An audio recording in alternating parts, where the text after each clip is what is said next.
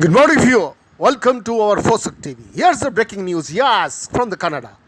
Canada should deepen strategic ties with India as it otherwise risks being excluded from the democratic alignment that has emerged in the Indo-Pacific region. Experts in the bilateral space have stressed Canada has already fallen behind its closest allies, the US and Australia, in building a partnership with India.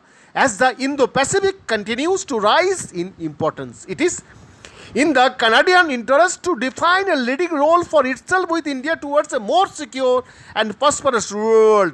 New commentary published by the Ottawa-based think tank Macdonald-Laurier Institute and also featured in the Canadian Daily National Post.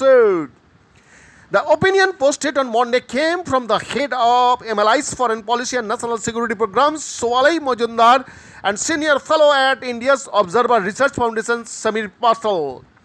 The bad news, they noted, was that as US President Joe Biden and other leaders were working in improved Western cooperation with India, Canada is entirely missing in action.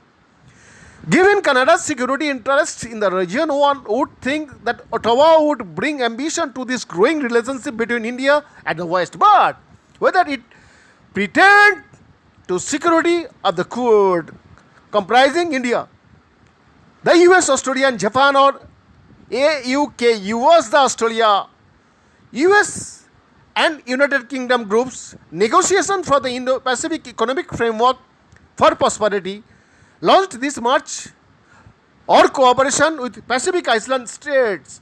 Canada has simply been left out of the conversation, they said.